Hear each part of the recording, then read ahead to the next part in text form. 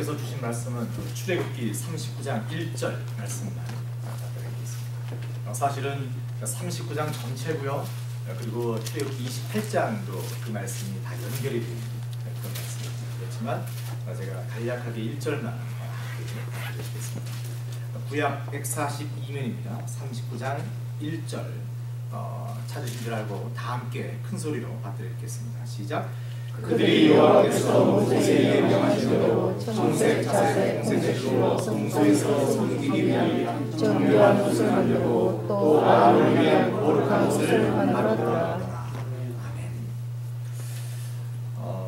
기도하고 있습니다. 제가 앞으로 수요 예배는요, 저 유튜브 저 카메라 좀 돌리고 한 달에 한 번이나 또는 두 달에 한 번 정도 성도님들의 그 신앙 간증을 짧게 같이 듣는 그런 귀한 시간을 가졌으면 합니다. 간증이라는 것은 저희들이 믿음 생활에서 참으로 중요한데 하나님께서 저희들 삶에 직접 개입하시고 간섭하셔서 그리고 능력으로 역사하셔서 저희들의 삶의 방향을 또는 삶을 통째로 바꾸어 놓으신 어떤 그런 하나님의 그 기적 같은 역사를 저희들이 나누는 겁니다. 그래서 그 하나님께 감사하고 또 그러한 그 믿음으로 그 사실을 선포하는 그것이 바로 간증이기 때문에 이것은 하나의 그 자체로 저희들의 순수한 신앙 고백이 될 수 있습니다. 또 이러한 간증을 한 공동체의 권속들, 그러니까 저희 가족인데요. 이 가족들과 함께 나누는 것은 정말 의미 있고 이러한 간증을 나눔으로써 저희들의 믿음이 좀 더 성숙해지는 그런 계기가 될 수 있을 것이라고 생각합니다. 또 하나는 간증을 나누면서 이 한 공동체를 섬기는, 한 교회를 섬기는 하나님께서 한 가족으로 묶어주신 저희들, 지체들끼리 서로서로 그러한 사정과 그러한 아픔과 또는 그러한 역사를 함께 나누고 또 기도함으로써 더욱더 이렇게 한 공동체가 친밀해지는 그런 또 좋은 그런 이점도 있다고 생각됩니다.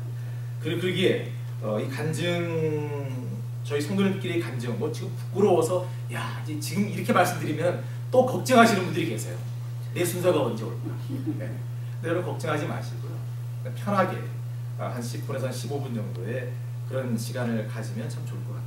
그 하나로도 충분한 아름다운 예배가 될 것이다라는 그런 확신이 있습니다. 그런 의미에서 제가 스타트라는 의미에서 제가 먼저 하나 간증을 드리겠습니다. 제가 오래전에 과연 목회의 길을 가야 할 것인가 말 것인가를 그런 기로에 서서 갈등하며 기도한 적이 있습니다. 여러분 아시다시피 저는 정말 제가 목회자가 된다는 것을 생각해 본 적이 없었습니다. 저는 믿음의 가정에서 자라지도 않았고요.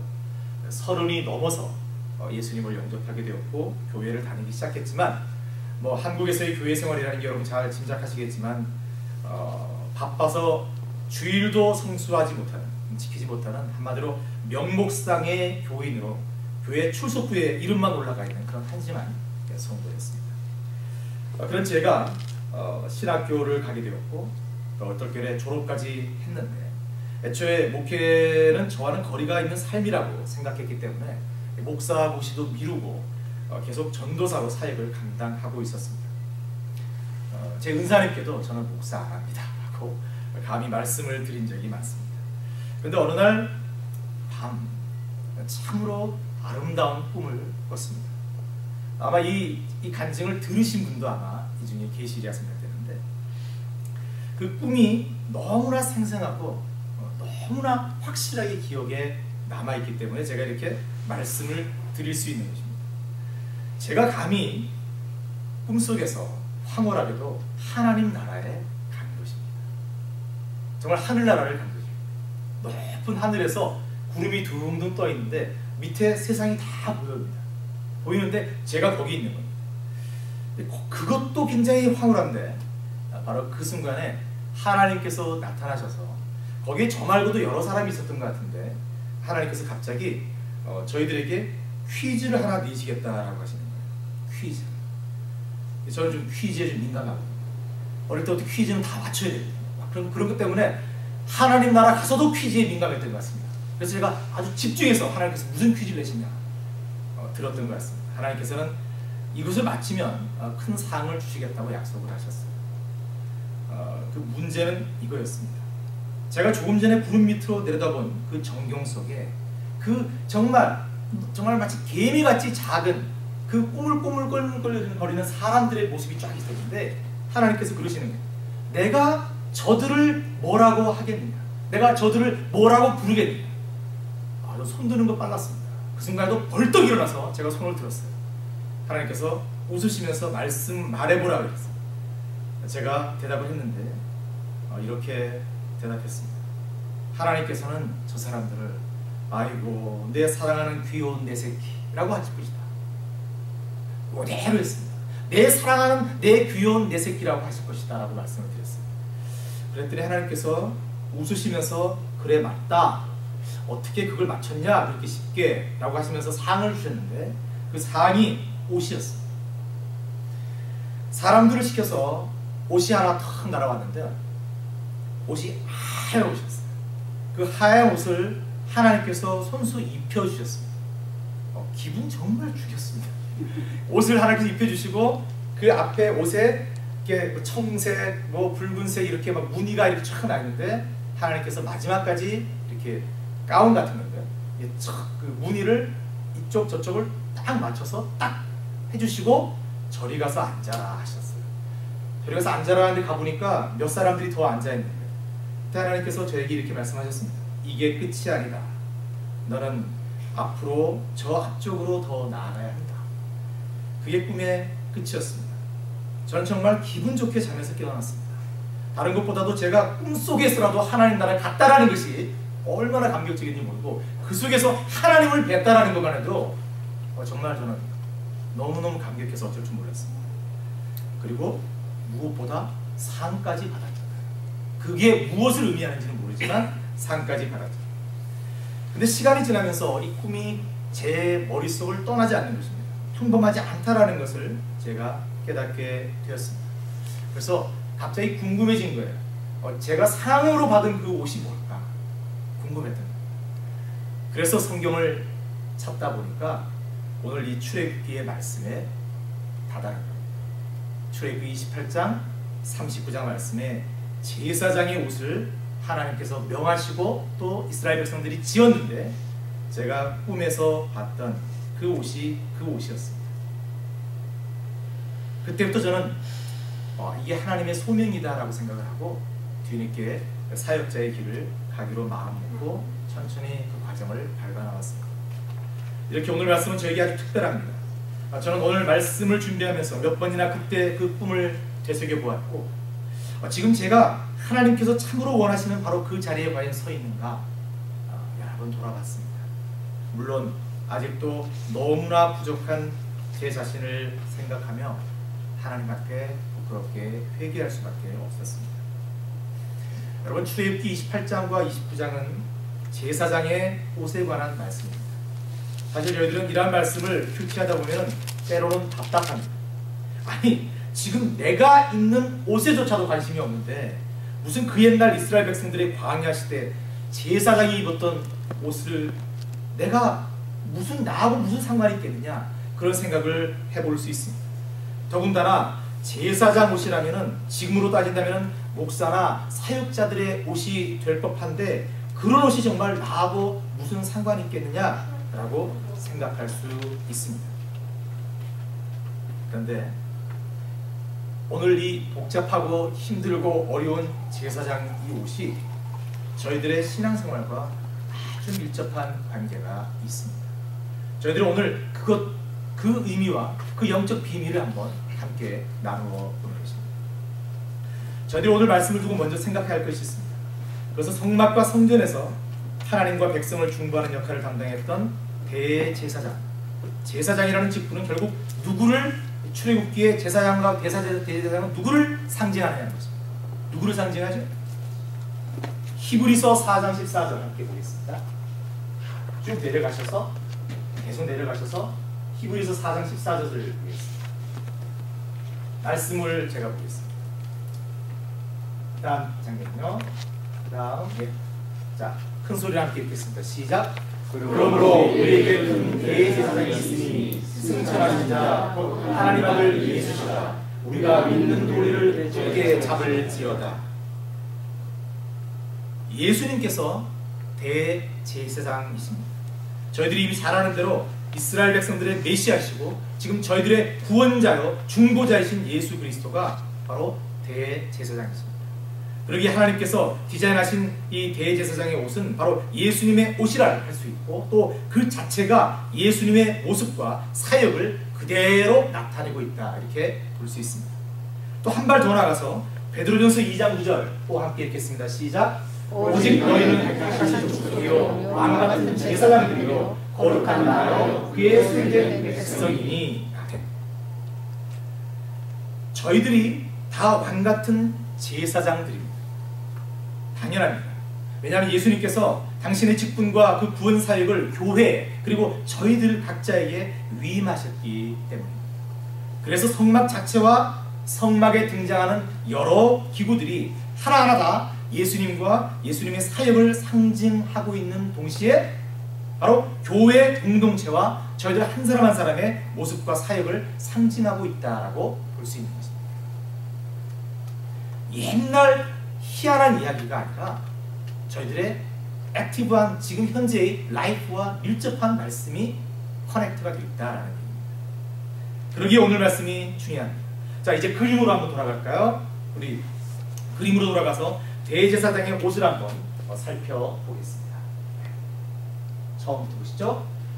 지금 이게 제사장의 옷은 세 가지로 구별될 수 있습니다. 첫째, 이거를 저희들이 뭐라고 그러죠? 에봇이라고 얘기합니다. 에봇은 지금으로 얘기한다면 조끼 같은 겁니다. 조끼. 왜 우리 번역할 때 이렇게 에봇이라는 원어를 그대로 썼는지 모르겠어요. 조끼라고 하기엔 너무 이렇게 그 말 자체가 가벼워서 그런가 봐요. 자, 이것이 에봇이에요. 그 다음에 그 안에 입은 이게 뭐냐면 청색인데 겉옷이에요. 그죠? 겉옷이고 이 안에 입은 이 흰옷이 속옷입니다. 그리고 그 안에 남자들이 입는 그 안에 요즘 말로 얘기하면 팬티를 입은 고의가 또 있었죠. 그러나 크게 얘기하면은 에봇과 그 다음에 청색 겉옷과 속옷 이렇게 나눌 수가 있습니다. 먼저 에봇입니다, 여러분. 에봇은 진짜 너무 화려하지 않습니까? 이게 다 금실로 짠 거거든요. 금실, 두드려서. 그리고 지금 견대 이쪽에 호박 6개, 여기 6개, 앞에 모든 보석이 12개 이렇게 달려 있었거든요. 그리고 그 보석을 붙들어내는 그거는 금태로 만들었거든요. 그러니까 굉장히 화려하고 아름다웠습니다. 그렇다면 하나님께서 왜 이 옷의 디자이너이신데 하나님께서 이 옷을 이렇게 아름답게 만드셨을까 한번 생각해 볼 수 있습니다. 에봇은 그야말로 아름다움의 극치이고 최고의 귀함을 나타냅니다. 지금의 이 옷을 지금으로 화폐 단위로 환산한다 하더라도 굉장히 비쌌을 것이라고 생각할 수 있습니다. 당연히 이 에봇의 아름다움은 예수님의 아름다움, 예수님의 영광을 상징합니다. 하나님 앞에서 예수님은 이러한 분이시고 저희들에게 예수님은 이러한 분이시다라는 예수님의 모습과 예수님의 그 영광, 하나님의 아들이심을 나타내는 상징적인 옷입니다. 또 에봇을 아름답게 구성하고 있는 각각의 보석과 그 디자인에도 깊은 의미가 있습니다. 조금 전에 말씀드린 대로 여기 지금 어깨 바지라고 하는데요. 우리 성경에는 견대라고 되어 있고 요즘 번역하는 것은 어깨 바지라고 이렇게 얘기합니다. 저 견대에 6개씩 호박이 있고 거기에 이스라엘 아들들, 이스라엘 지파의 이름이 새겨져 있습니다.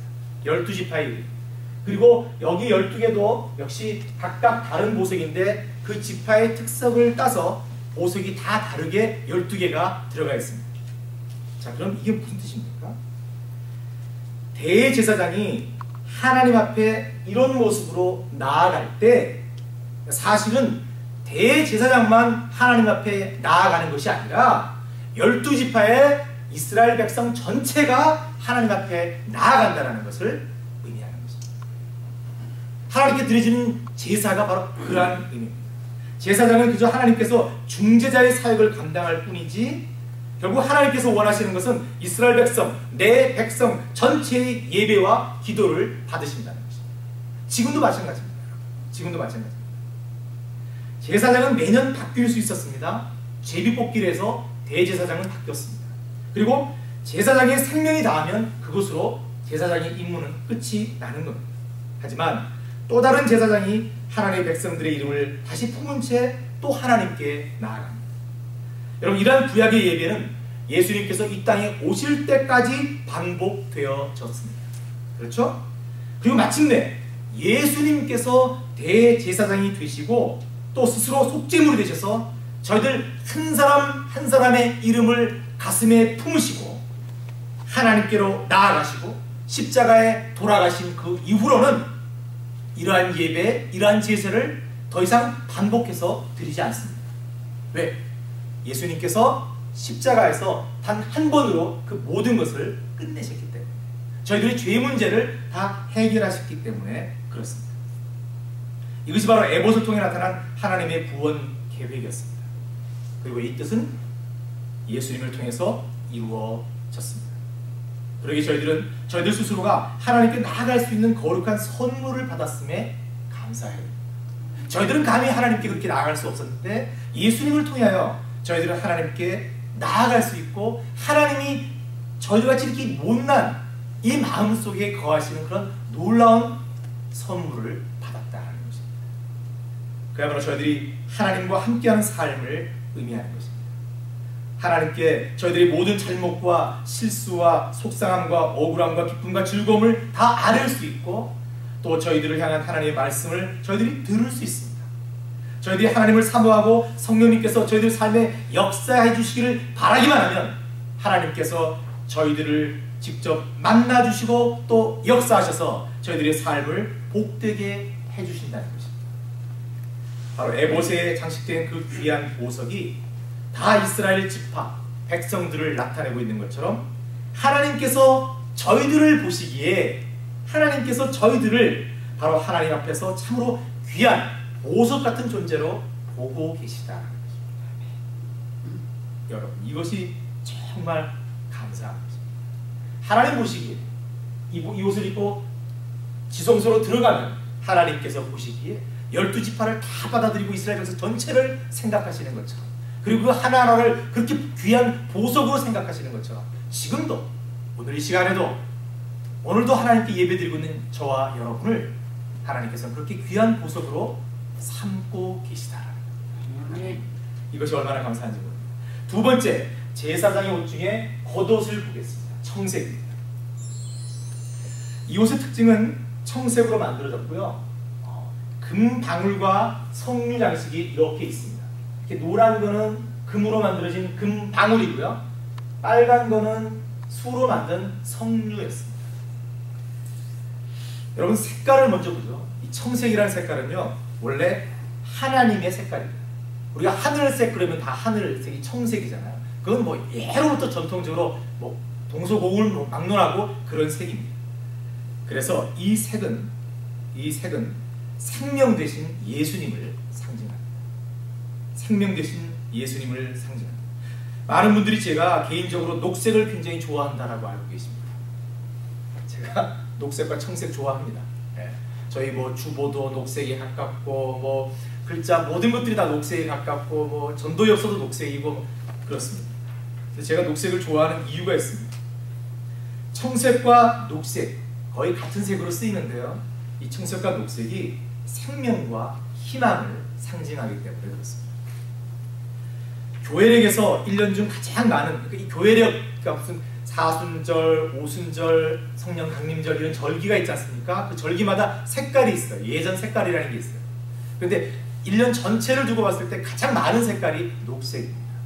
지금 저희들이 녹색 절기에 오순절 이후에 지금 시기를 지나고 있는데요, 녹색입니다.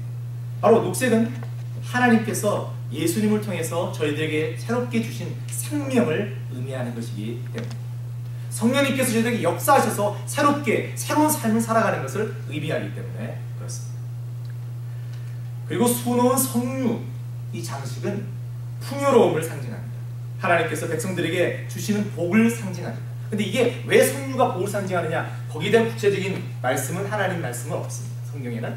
그러나 고대 문헌에 그러한 것들이 계속 나오고, 그리고 성류 장식이 솔로몬의 성전에도 나오고요, 계속 등장하는 것을 보면 성류 자체가 겉으로 보기엔 볼품없는 것 같지만 그 안에 알알이 맺혀있는 그 열매들이 그 풍요로움을 상징할 수 있는 그런 열매였다라고 저희들이 유추해 볼 수 있습니다. 하나님께서는 성류를 달라고 하셨습니다. 그리고 놀라운 것은, 이것은 하나님께서 저희들에게도 풍요로운 삶을, 그 큰 복을 약속하고 있다라는 그런 의미를 저희들이 생각해 볼 수 있습니다. 그런데 이보다 더 중요한 것은 이 풍요를 상징하는 성류 장식 사이사이에 뭐가 있습니까, 여러분? 금방울이 있어요. 금방울은 물론 그 당시 문화에서 권위와 위엄을 상징하는 그런 하나의 그 장신구였음에 틀림없습니다. 이 당시 왕들이 방울들을, 금방울을 달고 다녔다는 그런 그 전례가 분명히 있습니다. 그러나 대제사장의 옷에 달린 금방울은 대제사장의 맡은 일과 관계가 깊습니다. 우리 출애굽기 한번 내려가 볼까요? 말씀을 한번 더 볼까요? 계속 내려가셔서 출애굽기 28장 35절을 한번 함께 보겠습니다. 내려가시고요. 자, 출애굽기 28장 35절. 아론이 입고 요한을 섬기러 성소에 들어갈 때와 성소에서 나갈 때, 때를 잘못 쳤죠, 그죠? 그 소리가 들릴 것이라, 그리하면 그가 죽지 아니하리라고 되어 있습니다. 그 소리라는 것은 방울 소리를 얘기합니다. 이것은 대제사장이 지성소에서 예배를 드리다가 하나님을 섬기다가 혹시 하나님께 부정을 범하면 그 자리에서 죽임을 당했다라는 그런 얘기입니다. 전승에 의하면 대제사장들은 지성소에 들어가기 전에 발목에다가 밧줄을 묶고 들어갔다라고 얘기를 합니다. 왜? 방울이 딸랑딸랑 밖에서 듣고 있으면요, 계속 지금 대제사장이 사역을 하는 겁니다. 하나님을 섬기고 일을 하고 있는 거예요. 그런데 그 소리가 딱 멈추면, 한동안 멈추면 밧줄을 당겨보는 겁니다.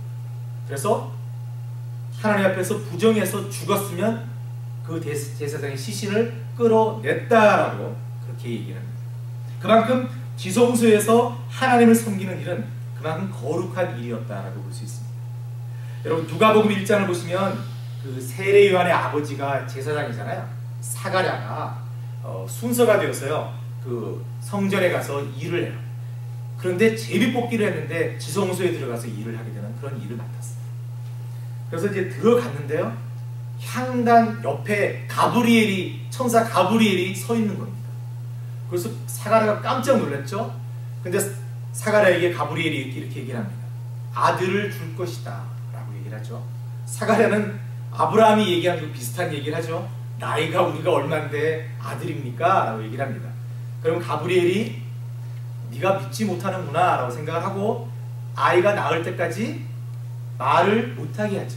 말을 못하게 합니다. 어쨌든 그 지성소 안에서 이런저런 막 계속 그 천사와의 이런 이야기들이 전해지면서 방울이 깜짝 놀랐기 때문에, 우뚝 섰기 때문에 소리가 나지 않았습니다. 그래서 누가복음을 보시면 여러분 그런 얘기가 나와요. 누가복음을 보시면 백성들이 밖에서 듣고 있는데 기이하게 여겼다. 왜 안 나오는 거야? 사가랴가 들어갔는데 왜 아무 소리가 안 나는 거야? 왜 안 나오는 거야? 이런 생각을 해보는 거예요. 그러니까 제사장에게 있어서 방울 소리라는 것은 죽음이냐 삶이냐의 문제였던 것입니다. 그렇다면 이 말씀을 지금 저희들의 믿음 생활에서는 어떻게 해석해야 됩니까? 저희들은 하나님이 주신 권능과 위엄을 받은 존재들이고 제사장같이 하루하루 참으로 귀한 예배를 삶으로 하나님께 올려드리는 존재입니다. 그리고 하나님으로부터 엄청난 특권을 부여받고 살아가고 있는 이 삶을 잘 살아내기 위해서는 그만큼 진지해야 되고 그만큼 깨어 있어야 된다는 거예요. 좀 직설적으로 말씀을 드리면 저희들이 지금 살고 있는 이 복장 이대로에 사실은 각각의 금방울이 달려 있어야 된다는 거예요. 저희들이 움직이면서 저희들이 살아가는 모든 삶이 하나님께 예배드리는 삶입니다. 그렇죠? 지금 이 시간만 하나님께 예배드리는 것이 아닙니다. 밖에서도 어디서든 간에 하나님께 예배를 드리는 삶입니다. 그렇다면 어디 가서 무엇을 하든 간에 그 금방울이 달려 있어야 된다. 딸랑딸랑 있어야 된다는 거예요. 저희들이 부정을 범하면 그 금방울이 멈추니까, 우리가 대제사장은 그 자리에서 죽었지만 저희들은 그 정도는 아니지만 항상 저희들이 무엇을 생각해야 된다? 우리가 하나님 앞에서 예배드리는 그런 삶을 살고 있는 존재라는 것을 알고 있어야 된다. 늘 딸랑딸랑 소리가 나야 돼요. 금방울이. 그 금방울은 사람들에 따라서 각자 다를 수 있습니다. 큐티를 열심히 하고 말씀을 열심히 보는 분들한테는 그 말씀이 계속 금방울 소리가 나는 그런 말씀입니다. 말씀을 보니까 하나님께서 턱턱 이렇게 주시는 말씀이 가슴에 와닿아요. 그게 바로 방울이 딸랑거리는 소리입니다. 기도할 때 하나님께서 말씀하시면 그 기도의 응답의 음성, 사람마다 각자 그 신앙의 어떤 그 방법에 따라서 또 하나님 주신 은사에 따라서 다를 수 있습니다. 그러나 저희들 모두가 지금 현재 그리스도인의 삶을, 하나님의 백성의 삶을 살아가는 그 상황에서 딸랑딸랑거리는, 우리를 깜짝깜짝 놀라게 하는 그 소리, 금방울이 다 하나씩은 있어야 한다는 것입니다. 대제사장은 발을 움직일 때마다 그 소리를 들으면서 얼마나 긴장하며 그 일을 했겠습니까? 그렇죠? 바로 그것이 저희들 삶에서도 필요하다는 것입니다. 하나님께 예배를 드릴 때도 그냥 건성으로 드리는 것이 아니라 저희들이 지금 이 자리에서 이 지성소에서 하나님께 예배를 드리고 있음에 저희들이 움직이는 하나하나, 말씀 하나 하는 것, 속닥거리는 얘기, 뭐 어떤 것들조차도 다 하나하나 하나님께서 듣고 계시고 하나님께서 보고 계시다는 그런 팽팽한 긴장감이 있어야 한다는 거죠. 여러분, 이것은 뭐 거룩한 이렇게 좀 의식을 가지라는 그런 얘기하고 다릅니다. 저희들의 마음이 그러한 긴장이 있어야 한다는 것입니다. 세 번째도 저희들이 살펴본 것은 제사장의 속옷입니다. 그림 안 보셔도 됩니다. 속옷이라고 번역되어 있지만 이 속옷은 저희들이 지금 생각하는 그런 속옷과는 다릅니다. 아마 제가 꿈속에서 입었던 그 간증을 드렸던 그 옷이 이 옷이 아닌가 그렇게 생각을 해봅니다. 아주 긴 옷입니다. 머리부터 시작해서 이렇게 어깨부터 시작해서 발끝까지 내려오는 옷이었습니다. 그리고 그 안에 진짜 속옷, 보이를 제사장들은 입었습니다. 한마디로 속옷은 흰색의 단순한 디자인으로 만들어졌습니다. 그런데 하나님께서는 이 옷을 두고 이렇게 말씀하십니다.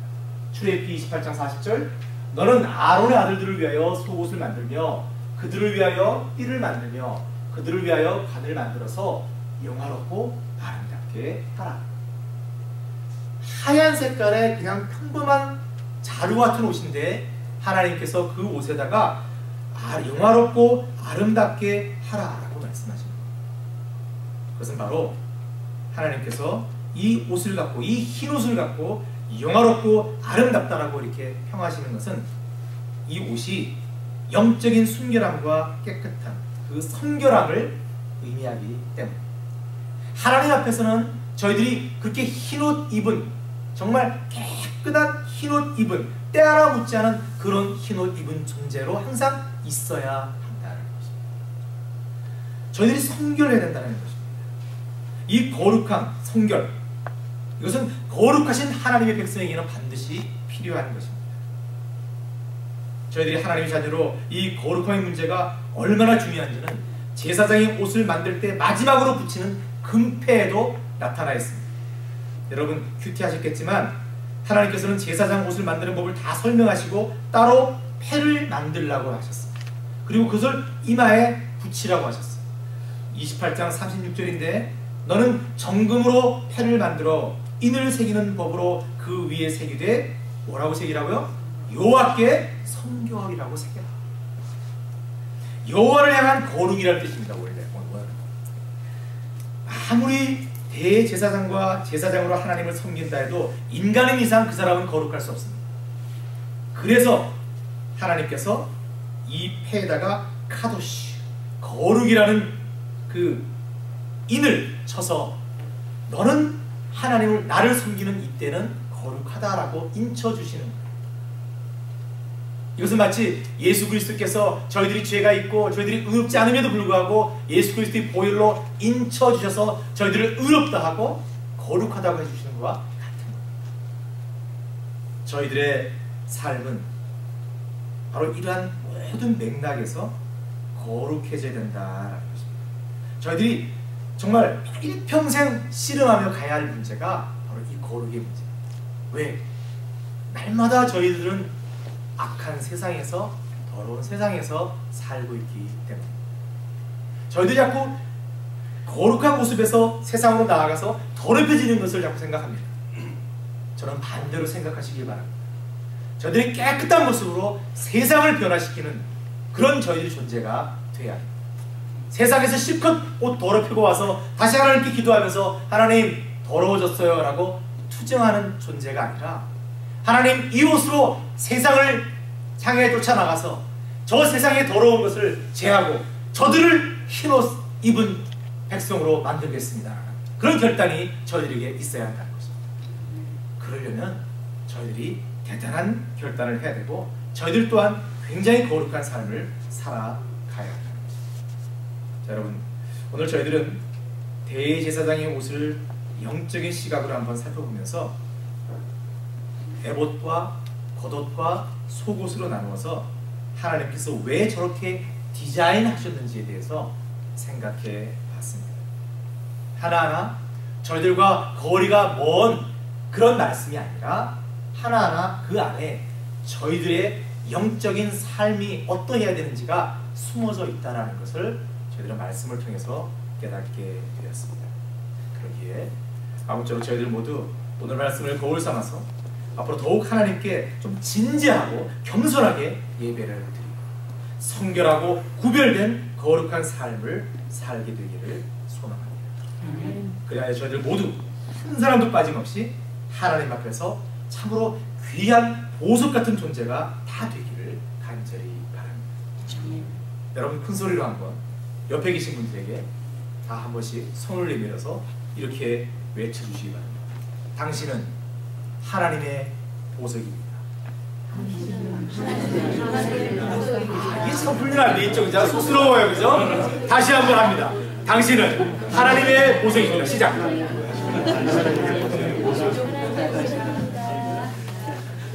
당신은 우리 예수사랑교회 성도님들은 하나님의 보석입니다. 기도하겠습니다. 하나님 감사합니다. 정말 더럽고 죄인이고 정말 볼품없는 그저 어느 산에 널브러져 있는 돌 같은 그런 존재입니다. 하나님께서 저희들을 택하시고 세우셔서 하나님 앞에 보석 같은 존재라고 말씀해 주시니 감사합니다. 하나님, 저희들이 보석 같은 존재이기에 이제 저희들이 정말 하나님의 영광스러운 빛을 받아 정말 그 빛을 발할 수 있는 존재가 되었음을 감사합니다. 하나님, 예수사랑교회가 그러한 존재가 되기를 바랍니다. 저희들이 예수님의 빛을 발하는 존재가 되기를 소망합니다. 그래야 이 빛을 통해서 어두운 지역을 밝히고 또 이 빛으로 많은 사람들이 하나님 앞으로 돌아오게 하는 그런 역사가 나타나기를 소망합니다. 하나님, 능력과 힘을 더해 주시옵소서. 이 예수사랑교회를 통해서 하나님 나라가 확장되고 하나님의 일이 열매를 맺는 역사가 나타나게 해 주시옵소서. 저희들이 더욱더 진지하고 거룩한 삶을 살 수 있도록 하나님 저희들 각자에게 힘과 능력을 더해 주시옵소서. 감사드리며 예수님 이름으로 기도드립니다.